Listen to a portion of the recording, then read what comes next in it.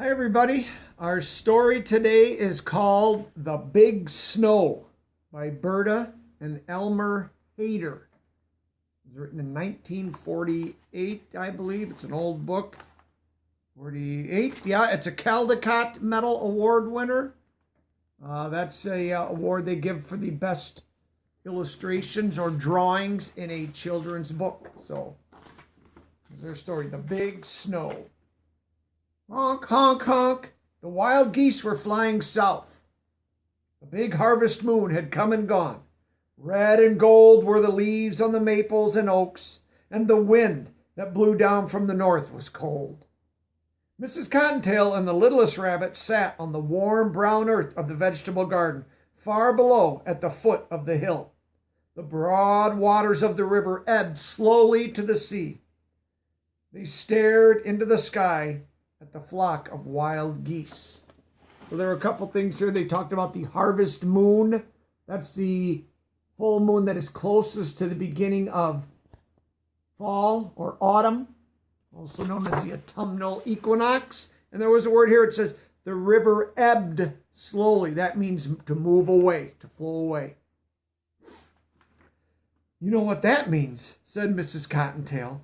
The littlest rabbit shook his head. He couldn't speak because his mouth was full of carrot tops.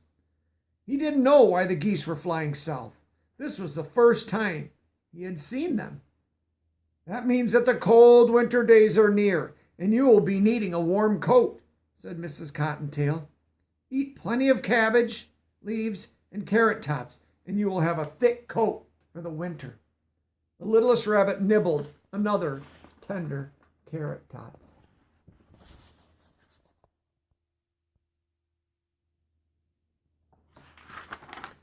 The fat little groundhog who lived in a den just outside the garden fence looked up as the geese flew overhead.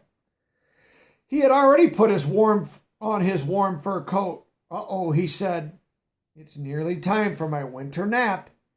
When the days grow short and cold, he went to bed and slept soundly until spring.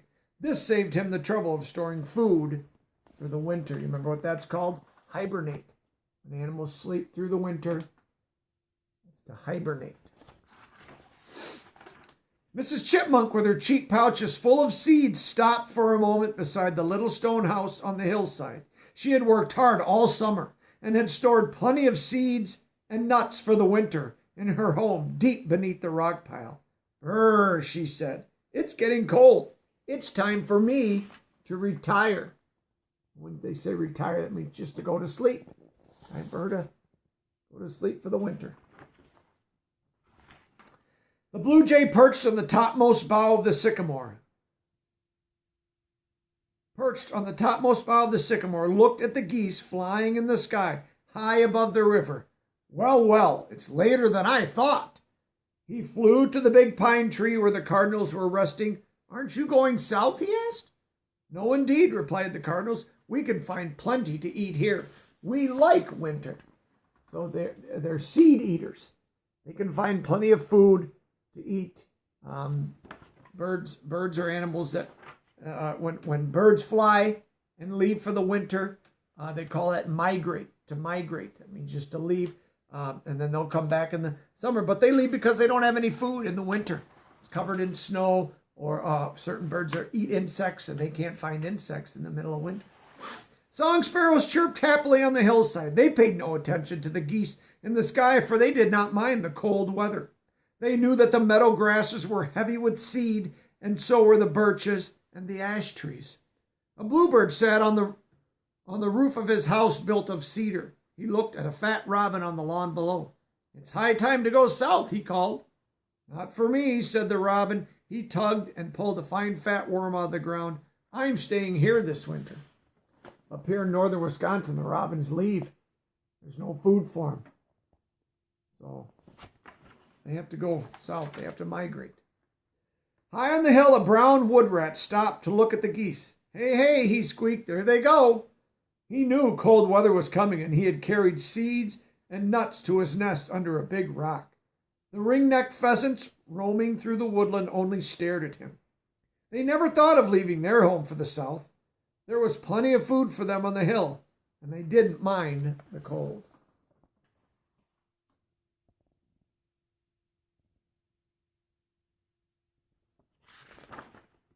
Caw, caw, caw, croaked 3 black crows in the cornfield. As the geese flew by, they knew where to find food during the long winter months, and they never went south.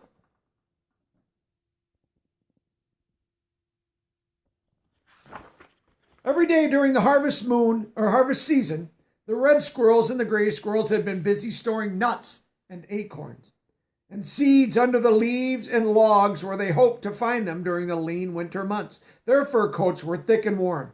They were ready for winter.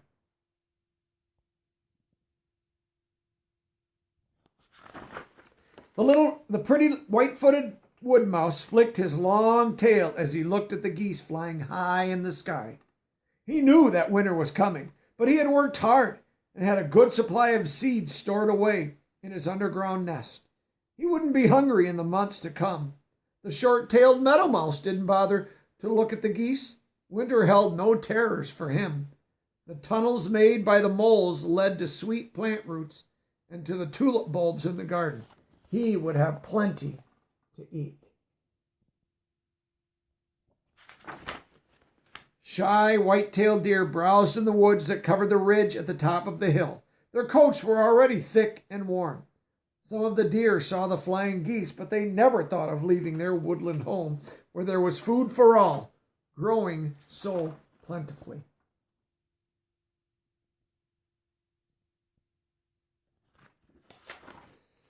And there were hill dwellers who came out to hunt for food at night. The skunk family, who lived under the woodpile, didn't care which way the geese were flying.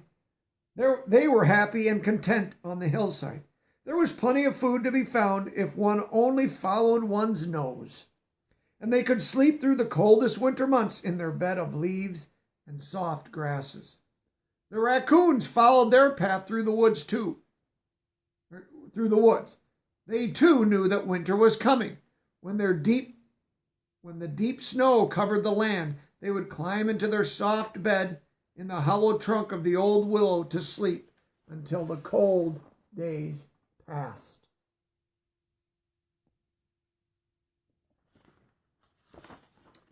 The days grew shorter and shorter. Then the first snow blew down from the north. When the round winter moon bathed the hillside in silvery light, the mice and the rabbits came out to dance and frolic. The skunks, the raccoons, and the deer left well-marked trails in the early winter snow.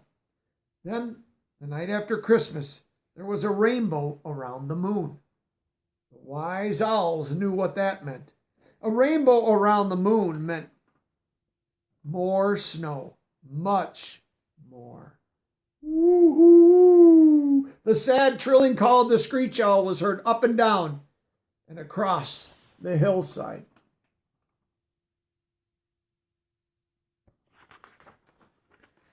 The owls were right. Soft gray clouds quickly filled the sky and blotted out the moon. A beautiful snowflake fell through the air. Then 2 flakes floated softly to earth, followed by 3, then 4. The snowflakes fell faster and faster and faster. Millions of snowflakes fell from the sky. It snowed all that night and all the next day. Thick snow covered the branches of all the trees. A blanket of snow covered the meadows, the hills, the valleys. The snow was heavy on the roofs of the houses and the barns.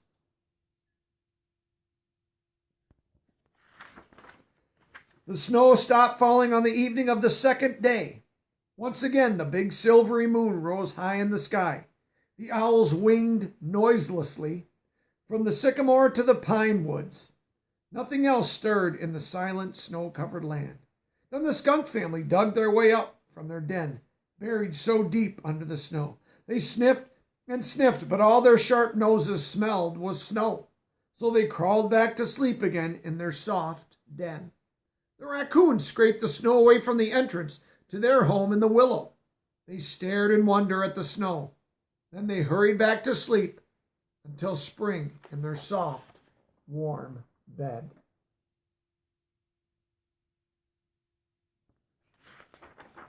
At dawn, the jays shook their feathers and left the shelter of the big spruce.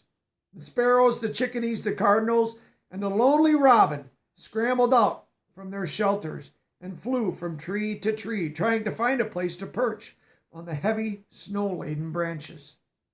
They looked in vain for the seed grasses in the meadow. When they say they looked in vain, that means they looked, but they couldn't find any. They had no luck. Ice and snow covered everything, even the seeds of the birches and the ash trees. The jays and the crows took wing to hunt for food. The jays flew north in great circles, and the crows clapped slowly south. Big snow covered up everything. The deer huddled together in the deep woods. Drifts of snow covered the bushes and grasses that furnished them with food. The deer were hungry. Mrs. Cottontail and the little rabbits were hungry too. They came out from their nests underground to hunt for food.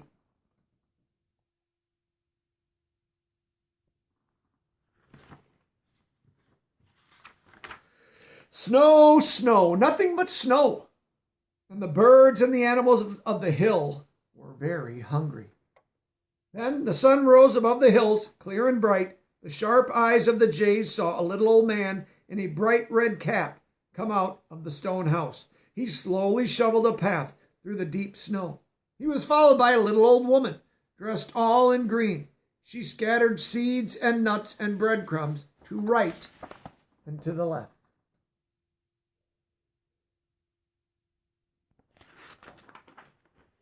The cry of the blue jays echoed over the hillside. Food, food, food, they cried again and again. All the birds on the hill heard the happy call. Caw, caw, caw, croaked the crows when they saw the little old woman put pans of food back of the house, and the little old man drag hay from the shed and scatter corn on the snow. Food, food, food, they called, and their cries were heard by the deer in the woodland away at the top of the hill.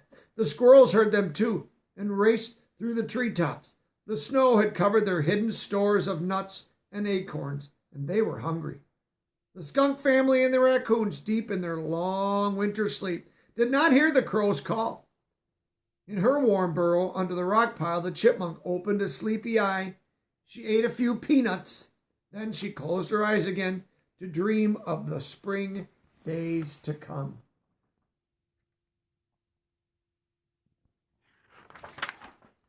All the other animals hurried as fast as they could through the snow to the little stone house. The cardinals, the sparrows, the chickadees, and the lonely robin flew to the banquet, chirping and singing. The hungry pheasants in the woods heard the glad tidings and joined the happy throng.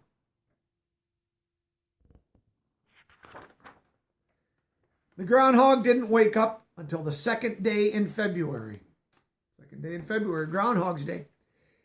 He pushed up through the snow and looked about. The sun was shining brightly, and there on the snow, the groundhog saw his shadow.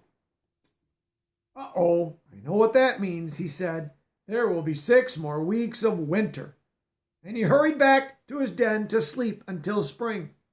The groundhog was right. It was a long, cold winter for the birds and animals on the hill. But the little old man and the little old woman put out food for them until the warm spring came. And that was the end of the big snow. That was a really good book. Lots of signs in nature for you to observe and learn from. What the animals are doing, what the sky is doing, what the trees and the plants are doing. So get out, enjoy nature, learn from it, observe, and appreciate it. Nature's all around. It is awesome. That's our story. Back with another one soon.